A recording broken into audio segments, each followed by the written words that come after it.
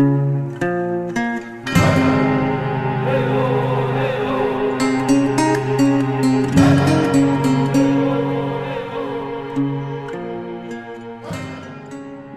to Deadlands Dime Novels, The Adventures of Young and Holt, Issue 38, Second Verse. I'm your narrator, Ernest Wick, intrepid reporter for the Tombstone Epitaph.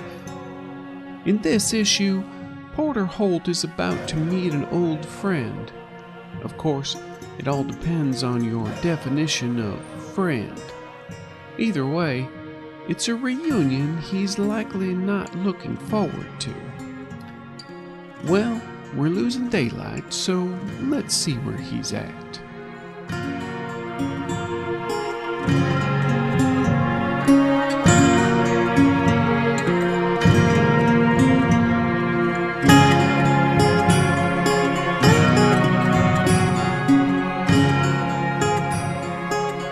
All right, Porter, I almost feel like we should do something with Melanie and Newton right. They were fun. They were fun. We'll have to stat him up. Suddenly he ends up joining our posse somehow. Okay, can we say I have his business card? You absolutely should have his business card. Okay, good. Now I have someone else to call if I need information. He probably wanted to give you several tips on how to properly clean and care for your hat. I did get it cleaned in Fargo, but it's been a while. Porter, are you going to hang out in the Cartwright, or are you going to leave? What time of day is it? It's still late afternoon. It's we still have a good several hours before the sun goes down. We'll say it's about probably 4. Well, then let's say Porter, he decides he's going to get cleaned up. Shave, bath, get his clothes cleaned. That sort of thing. Sort of a fresh start sort of thing. Yes. Yeah, this is literally the last stop, the last major stop before Denver. So the train should chug through all the way to Denver from this point. And then Porter, as he's walking away, it's like, I should have asked for information on the organization. Why didn't I ask what that was?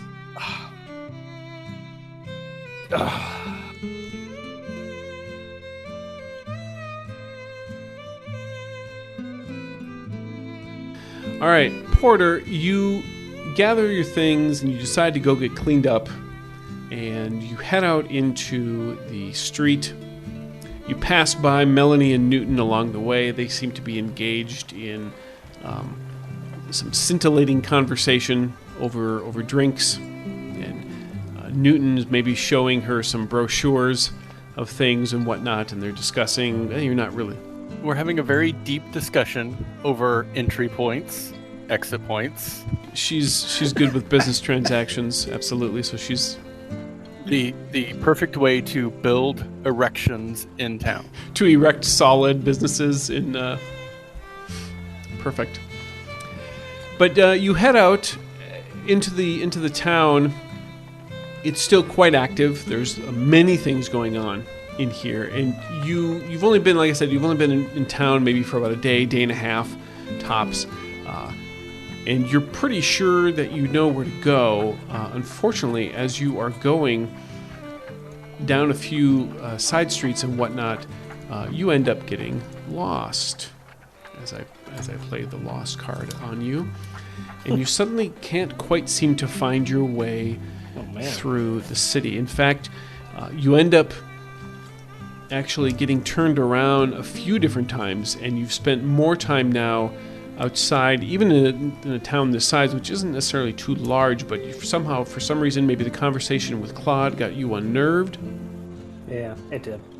Or what, but you are now lost, and you've stopped at a corner, at an intersection in a busier section of the town, and you look, and standing on the corner, on one of the porches of the buildings, is Claude. He's standing there and looks like he is talking with someone, and he's having a cigarette. as he's doing, and you see this, and as this is happening, you notice there's clouds are starting to roll in across the sky, and it's beginning to get a little bit darker. You've got one eye on Claude, and then in the din of the crowd, through people there, you can hear something. And it takes you a moment, just over the din of the crowd itself, for you to recognize what it is. And it is, it's singing. But it's not just any singing, it's a voice that you recognize, and it takes you a moment to recognize it first. And you're looking all over, and you can't quite make it out where exactly it's coming from. But make me a notice roll again. Let's see if you're still on fire. I just want to say, the moment you said there's something that I can't recognize, I went through my head, I'm like, oh god, it's going to be the singer, isn't it? Oh, that's great. All right, let's see. You said I need a notice check. Let's give it a shot. Still a 4. Still a 4. You can't find the source of the singing, which you are now becoming rapidly convinced is indeed the singer. But what you do notice at the various points of this intersection is there are several Chinese men who are wearing the uniform of the Iron Dragon, and they are in and amongst the people there, casually, essentially blocking these streets. You feel a drip of rain as the clouds begin to come overhead. What are you going to do? Okay. What's around me? People, building-wise, and a number of different buildings. All of them have, that whole stereotypical Western porch. There's maybe a couple that don't, but a lot of them have the porch, and of course there's a couple of wagons in the streets. Okay, I am going to take off my hat, sort of ruffle my hair a little bit. Take off my coat, a blazer jacket thing, hang it over my arm. Now I'm going to walk along with one of the wagons that's going through, maybe even trip and fall to get some dirt on me, and I'm going to play my disguise card in order to try and slip away unnoticed. Because even if he's not here for me specifically, Porter thinks he's here for me specifically. Give me a plus. I'll give you a +1 on that. So go ahead and. So that would be stealth or streetwise. I'm gonna say it's stealth. Okay. That's good. That's the higher one. Ooh. Oof. Well, no, that's a +1, so that's a 4. That's right, so it's still a 4, okay. Yeah, if I just avoid for a little while. So yeah, I'm going to sort of use the wagon, and I walk along with it as if I belong with it, keep it between me and where I think the singing's coming from, keep my head down when I'm near any Iron Dragon personnel, that sort of thing. You can still hear it, and you can tell that you're not hallucinating, because it does appear that people are moving and also looking around, because the singing does seem to be growing louder. You're trying to meander and go and use the wagon as cover and go along, and then almost immediately, as you're almost into the you've gone through like the center of the intersection, as you're almost through to the other side, that's when one of those men in the Iron Dragon uniform gets right in your path and makes direct eye contact with you, and is essentially standing there. He has a hand resting on a blade that he has at his side, and he's making eye contact with you, but he's not making any motions to come at you. So he's right in my path, and he's looking right in my eyes. Okay. I think Porter would just sort of make a 90-degree turn and start going a different direction, no matter, even if it's away from the wagon at this point. The wagon continues to pass. You turn that 90 degrees. You go through, and there's still a few more people there, and you begin to wind your way, and make me another stealth roll. 5, not bad. So you wind your way through a little bit of more of the people going for the next street that's 90 degrees in the opposite or in the other way. And as you're making your way, your head is kind of darting around. It's a little bit on a swivel looking. And as you look to your right, you can see another one of these suited Chinese men. It's not the singer, but he is angling to go and intercept you. And as you're both going, he has made eye contact with you as well. And so he's moving to directly intercept you. Okay, so as I'm going across, in the direction that he's not, I'm assuming there's a building on the corner. Yes. Do we know what it is? It is a tannery. Oh, okay. Assuming it's occupied at the moment, but I will head right in the front door. Okay. You are about to walk in. So you literally have placed your hand on the door handle, and right next to your hand, a throwing star lands and just sinks right into the door. And there's a loud flourish with the song. You can hear it right behind you. Yeah. So Porter, okay. At a quick glance, is this a full door? Is this like saloon doors, or is this? It is a full door. I mean, it's not like a finely made door, but it is a full door. Okay, and I have a plan. I somewhere I'm going with this. Is there like a window right next to it that I've seen through walking up, or? Yeah, it's not like a glass window in the sense this shop's still a little rough, but it's like shutters on there. They are currently open, and there's no glass in there. Does it look like bright in there? Bright enough. Okay, so you're saying there's shadows in there. Inside, yes. I'm throwing myself through that door. So you open up the door, you throw yourself through, shut the door behind you, you scramble in, breathing heavy, and there's this man standing there, and he's worn-looking, work clothes, and he's sitting at a bench, and he just turns and looks at you. You all right? I just wanted to see the place real quick. Now, does the door open inwards? No, it opens out. I'm looking for a corner that's full of shadows. That's easy enough to find. Okay. Is it right next to the door, possibly? Yeah, sure, why not? After I get in, I'm going to put on my coat, put on my hat, and then just sort of step back into the shadows and use teleportation. Okay. To get out of there. And I want to appear, I want to look out as far out of one window as I can when I step into it. And then I want to go that direction.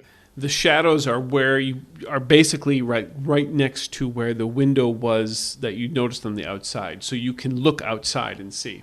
All right. So that's what I want to do is I'm going to use teleportation to move much further away and hopefully out of sight of the singer.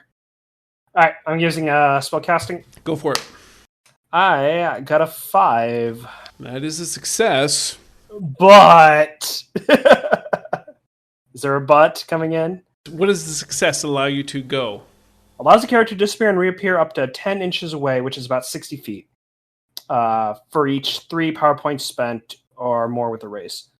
Counts as movement. If I can't see it, it's I have a -2 to the roll. If I've never seen it, it's -4. If I fail, I return exactly where I was and I'm shaken. So essentially, I'm stepping into one sizable shadow and stepping out of another. Excellent. About 60 feet away across the street, there is because of the angles and the way the sun is right now, there is a spot which is overhanging with a porch. There's an area that's in shadow at a rocking chair in front of this other building, which sells glassware and other finery, porcelain and things of that nature. And that is across the street there, and no one is sitting in that. Oh, okay. Well, then I'll just appear in the rocking chair and just sort of get up out of it afterwards and mosey away at a quick step. You run into the corner. The tanner, he looks at you and he says, "Sir, what are you?" And then you're gone. Absolutely. You reappear sitting in the chair. You notice kind of in front of you at an angle, leaning up against the corner post of this porch, there's a drunk there, and he's staring at you, and he says, "What?" He looks down at his bottle. I must be seeing things. And he's just looking right at you. I'm going to stand up and pat him on the chest and say, "You shouldn't be drinking this much this early. I've seen what it does to a man." And then I'm going to start walking. You make your way down, and the rain has begun to pick up, and people are now kind of moving to the sides. And so you're trying to... Yeah, I'm staying under the awnings, sort of the porches, to stay out of the rain and with the crowd. The best that you can? All right. Mm-hmm. And there is a brief rumble of thunder, and you hear the singing again as the thunder calms down, and it's kind of a crescendo. You hear this behind you, but he's singing in English, and he's singing something to the effect of "not so fast." And so he is going to do something to you, because he is still a bit away from you. So you're moving, and you hear him sing something to the effect of "not so fast," and there's almost like this snapping sound, and you look down, and all of a sudden this rope just wraps around you and catches you in mid-step, and you face plant right into the dirt and the growing mud. And you turn and look back over your shoulder, and there's mud dripping in your eyes, and your hat has come off and rolled.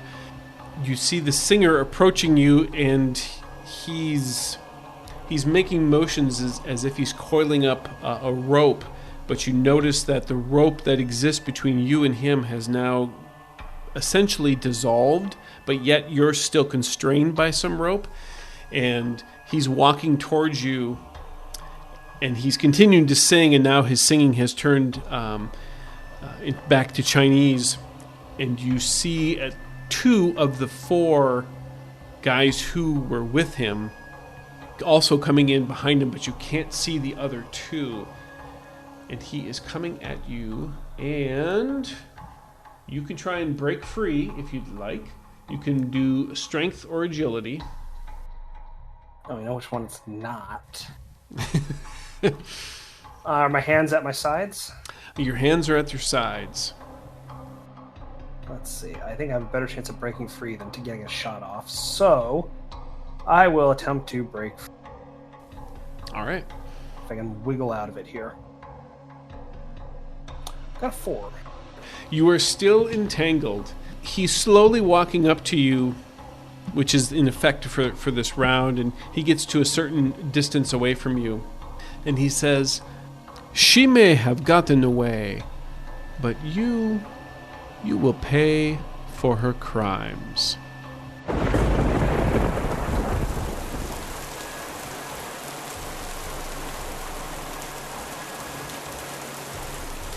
So we have this scene.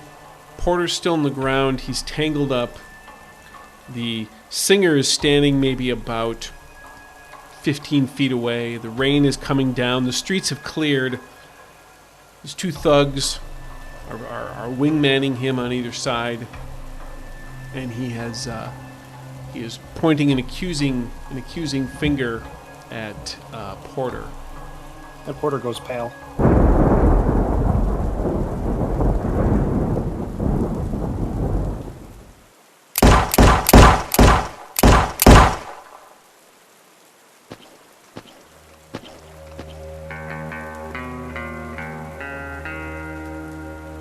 I'll just give him a wink. Now it's a fair fight.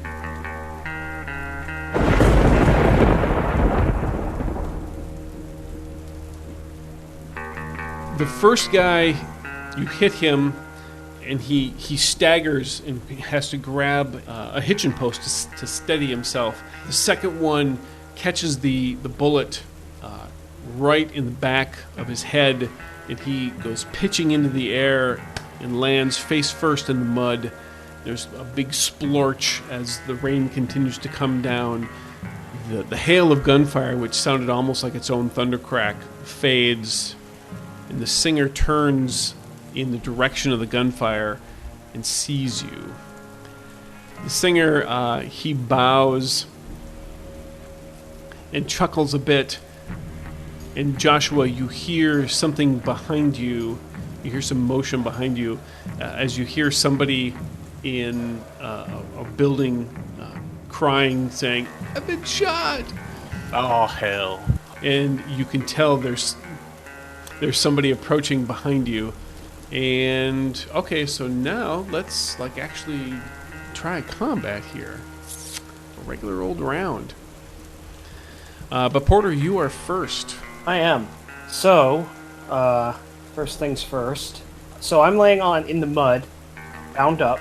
Am I between two porches? Am I in the street? You're closer towards one porch than the other, so you're not right in the midline. You're just slightly to the side. Are these porches upraised enough that I could roll beneath it?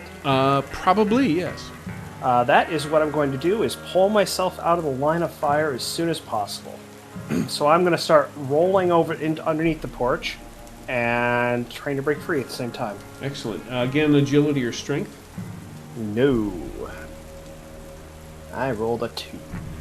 We'll say you got one more round regardless that you're stuck. All right, and you got a 2. You are definitely still stuck. Okay, so you've rolled under, you've escaped. The singer turns and he looks at you, Joshua, and he just says, "I have no quarrel with you, old man, until you killed one of my men. Now we have a quarrel." And he charges at you, and he is going to make a melee attack at you. So using his cane. He is not using his cane. He actually, he's carrying his cane, and as he's charging you, he plants the cane in the dirt and then comes up at you with a flurry of kicks. And because the singer has the superior kung fu edge with Wing Chun, he gets to make an additional attack at you with no penalty, which hits. All right, so the singer, he runs, he plants his cane, and as he plants his cane, he vaults into the air, he spins, his foot comes around, it connects right in your chest, Joshua, and sends you back. And then as he lands, a fist comes above, and because you got hit, it goes right over your head and just misses you. But then he comes up with a left and hits again and connects again. So now let me roll some damage here. All right, so the first attack does 6 points of damage to you against your toughness. Okay, toughness of 4, so that would be shaken. So that's shaken, yep. And then second attack does 4, which your toughness is 4, you said? Toughness is 4. Is 4. Okay, so the first attack would be shaken. The second attack would actually cause a wound. So I could spend a white to soak that. Correct. And make a vigor check. Nope. And right now that is a miss, so that would be 1 wound. And you are still shaken. All right. And it is now Joshua's turn, so you can now make a spirit roll to unshake. And this time you do have a -1 because of the wound. Oh my gosh. Jeez. Picking on an old man. So as I'm shaken, can't make a movement or an attack, basically. You can move. You can do free actions, and you can move at half your pace. After getting kicked in the chest and stumbling backwards, and then the rest of his flurry of blows coming at me, I'm just going to keep stumbling backwards off balance and moving further away from Porter, trying to just back the singer away to get more distance between Porter and the singer. So you back up. All right. Then it becomes my turn. The one goon who was on the hitching post, he steadies himself, and he turns and looks at the singer, who just holds up a hand and gestures, pointing toward the general direction of where Porter was. Joshua, as you stumble back, you don't lose your footing, but stumbling into your vision, you see another goon off to your side who has drawn a knife and is just holding it there as cover towards you, because the singer has not advanced on you as he's after he landed his blows, and you still can't find the fourth one anywhere. And that is the end of the round. Nice Joker on the singer. Joker for the stinger. Of course, he gets the singer. Actually, what he does now that the goon is covering you, Joshua, the singer turns around, just spins on his heel, and moves quickly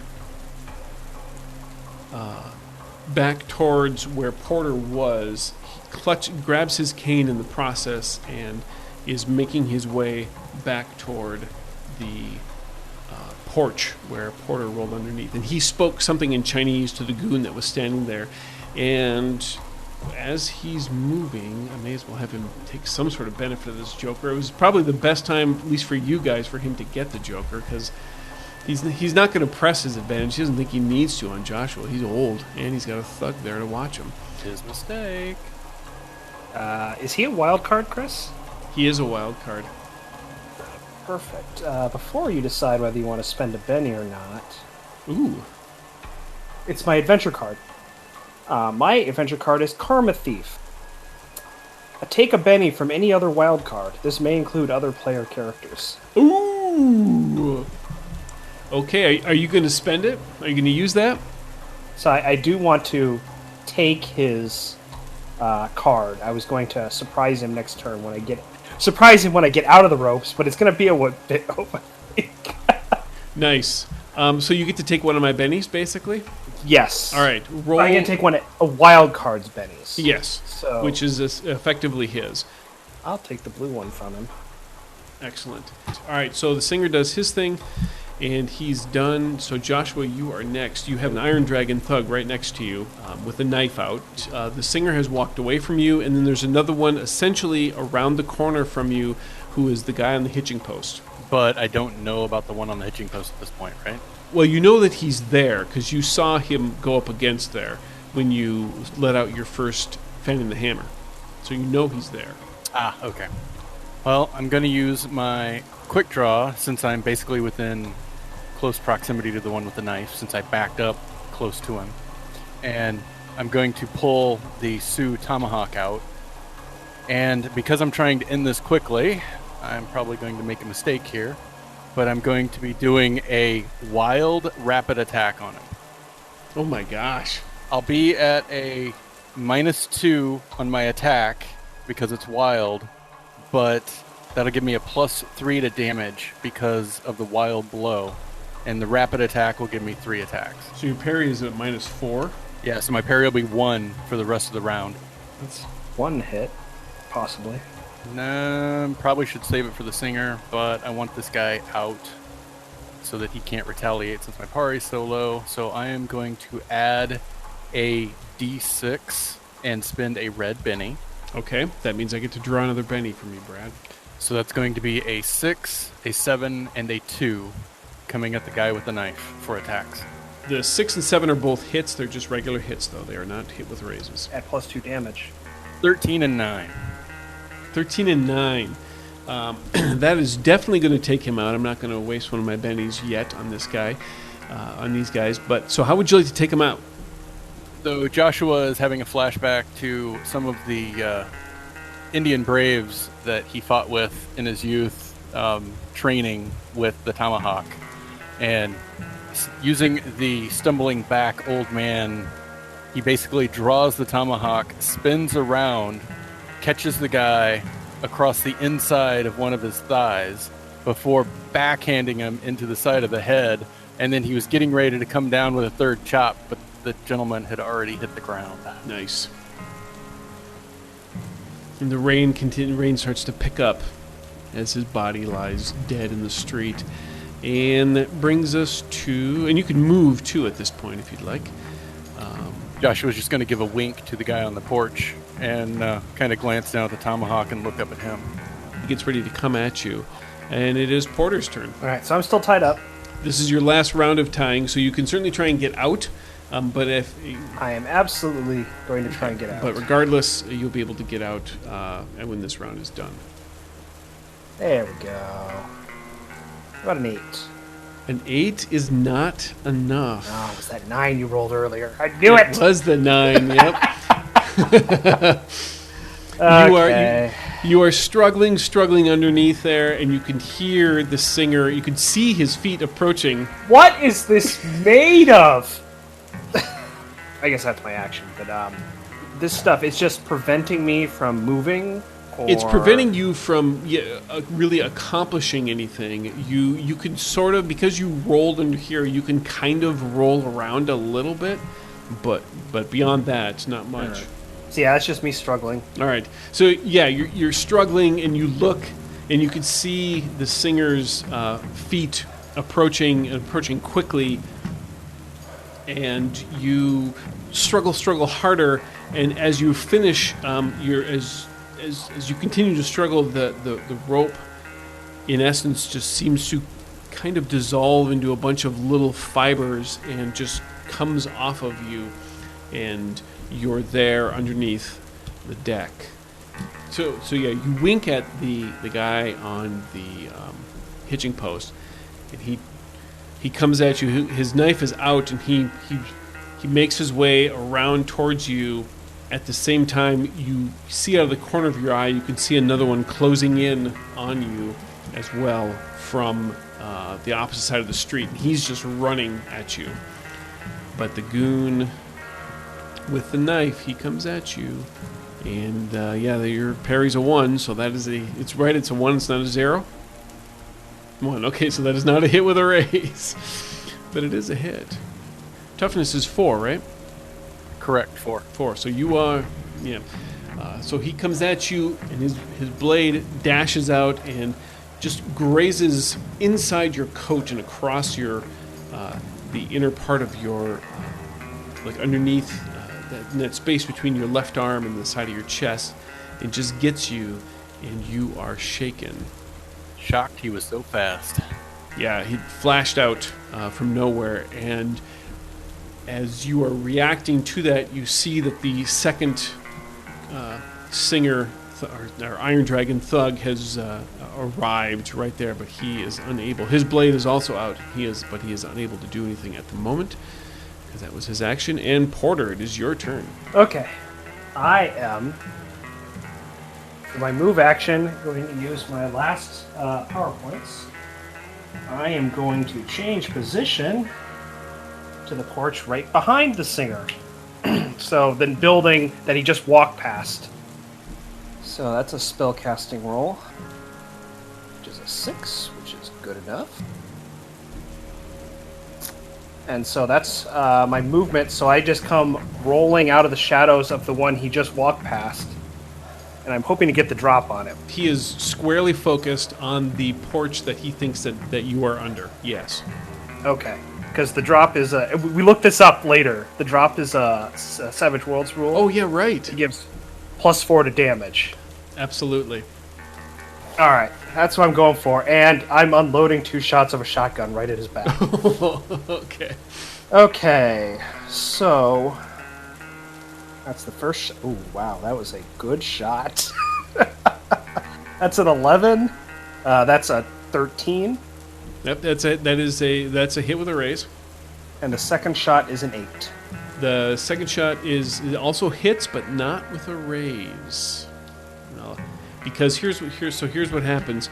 You appear, you've got the shotgun, and So as I roll out from underneath that porch and just laying on the ground, line up the shotgun right on him. And just both things move, and as you shoot, he reacts almost at the exact same time that you shoot, with a little bit of a bullet time almost, where he starts to move, but because you've got the drop on him, he's not fast enough, and the first shot clips him, but the second also hits him, but it just hits him in a way that it just misses his face completely, but it still hits him. All right, so when you get hit with the raise, it adds a d6. Adds a d6, yeah. So we'll do these as separate, because I'm probably going to have to be soaking some wounds here. Good gravy. And then, I have to add another d6 to that, and +4. Because you got the drop. Oof, boy. All right, what is his toughness? So it's 29 on the first shot. 29. So, let me see. They don't call them alley cleaners for nothing. Porter is on a roll today. He has hit so well. So let me attempt to soak these 5 wounds here. So that's not a soaking of any. So I'm going to. That was my white. It's a really shitty roll. Let's see. Hold on. I'm going to spend a red to re-roll the whole thing. Okay, that's better. That's 1 wound. All right. So then I'm going to spend a red to add a d6 to that. Dish. Well, now it could be saying adding the d6 to the 3, so that's 2 wounds soaked. Or no, it's the same roll. It won't be enough. Right. Yeah, because it's 5 and then 6, 7. That's still only 1. That's still only 1 wound that he's. And I've only got 1 chip left.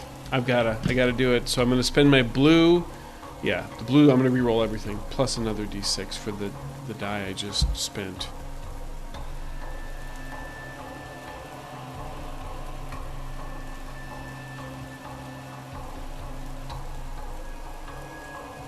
Jeez. Oh gosh. So let's see. So my best roll is a 7. No, it's a 7. 9, yeah.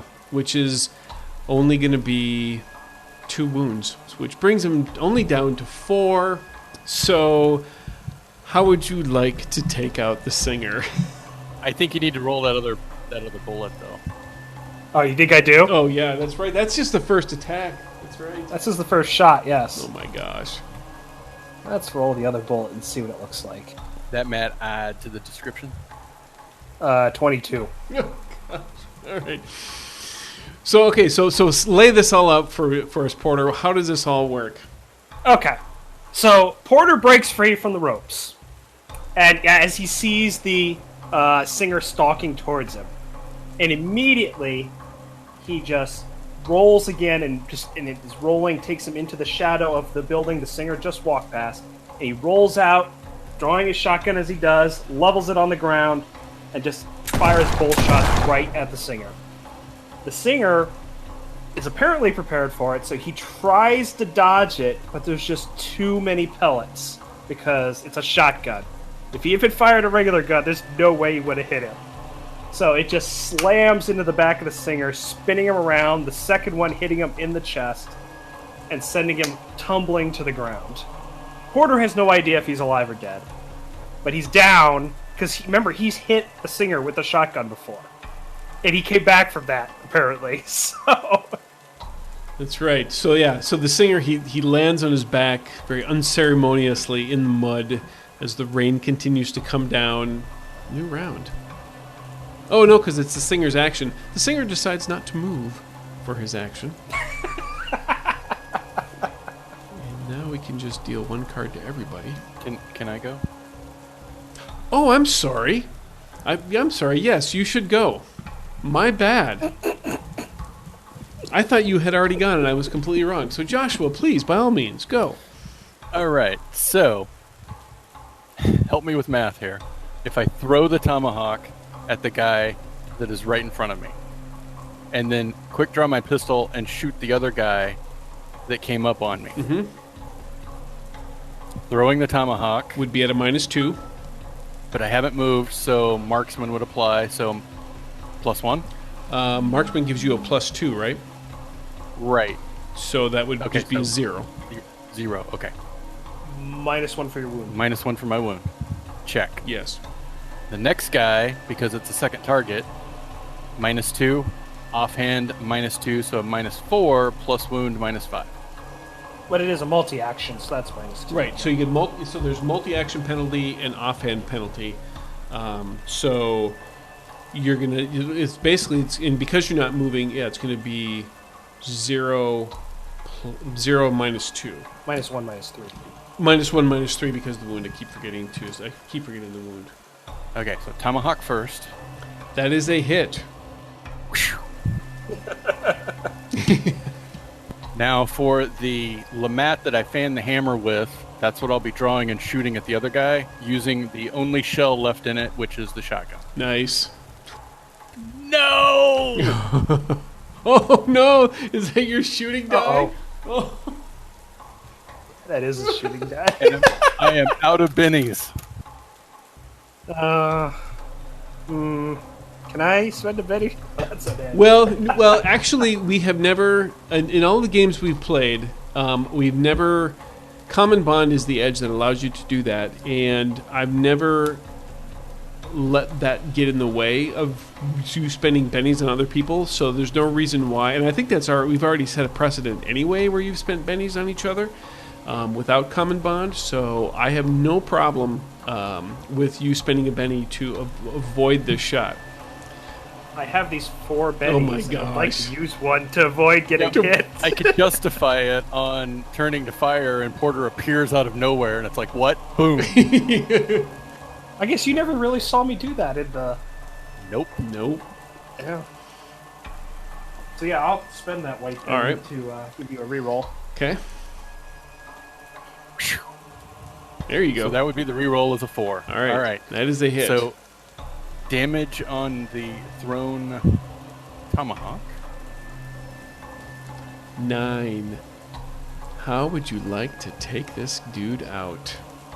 So he basically rushed at me, swiped at me with the knife, and as he's stepping back to launch his next attack, I just throw the tomahawk. It embeds right into his forehead, and he just falls backwards. And as he's falling, you hear the shotgun blast from the other Lamat.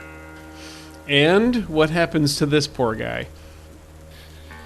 And I basically don't even really look. I just pull the pistol with my offhand and fire, hoping that the scatter shot in the Lamat takes him out.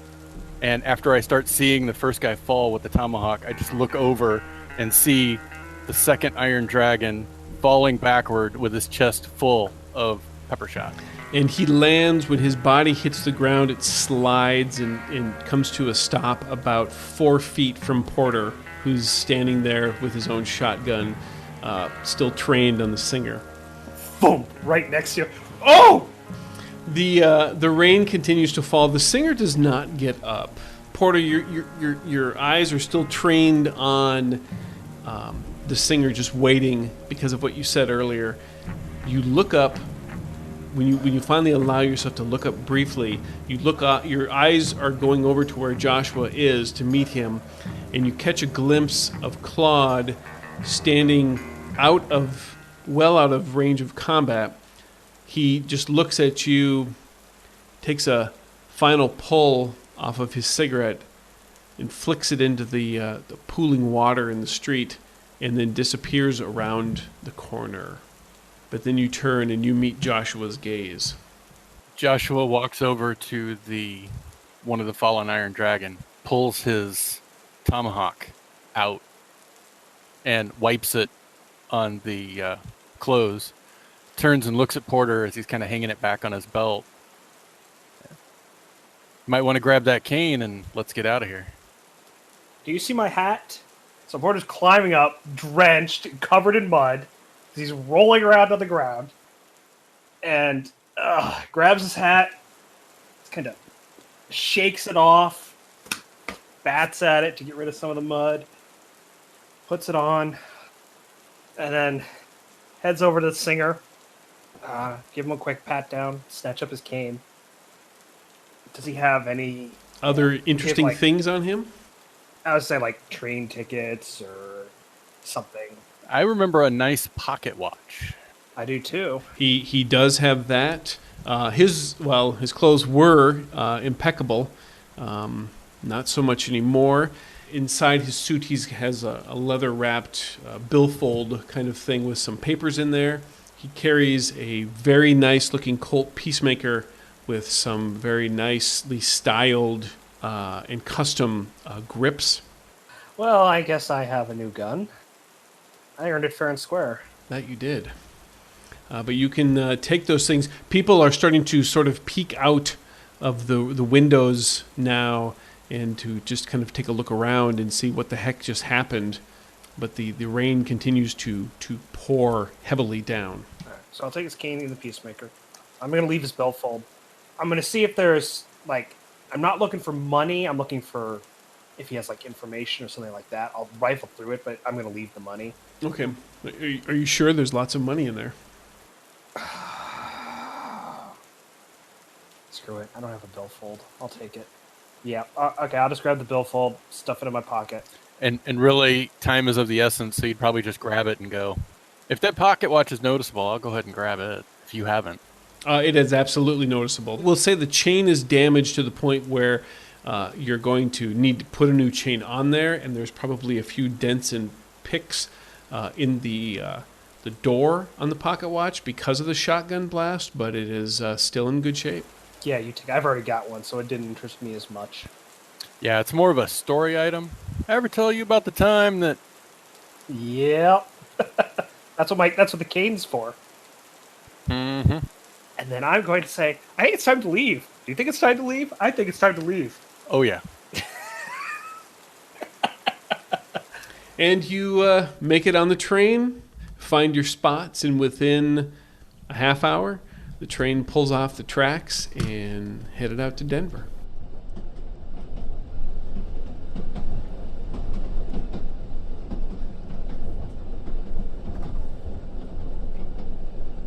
Well, it does appear that Young and Holt are back together and on their way to Denver. But we still aren't too clear on how they got there. But I can assure you we'll find out soon. Maybe even in our next issue, Back on Track.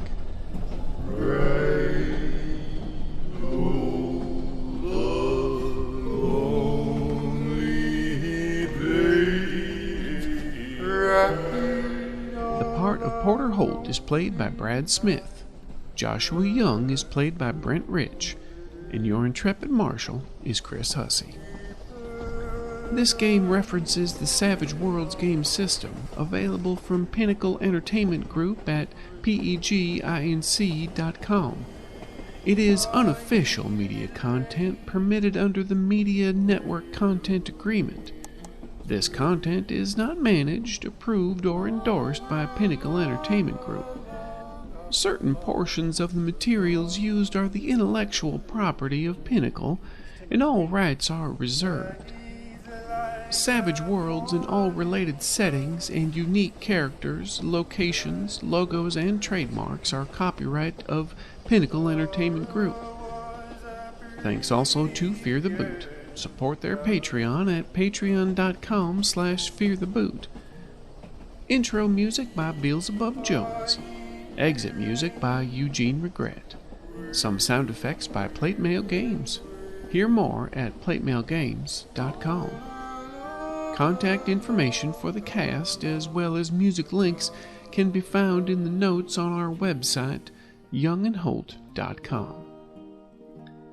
If you enjoy these issues, please consider dispensing a lovely 5-star review on wherever you do listen from. Please search for Fear the Boot Actual Play. It's kindly appreciated. I'm Ernest Wick for the Tombstone Epitaph. And remember, as long as your conscience is your friend, never mind about your enemies.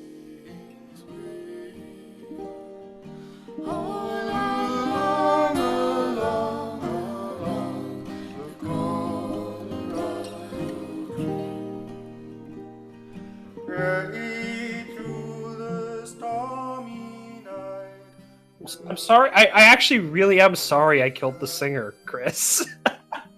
I liked him. I really did. I thought he was. I knew he was going to come back at some point. I just didn't expect to get such a good shot off. It is. This. It looked cool and it was really, really well done. But this bad guy has been so hamstrung. He hasn't been able to do nearly half of the cool stuff that he had the ability to do.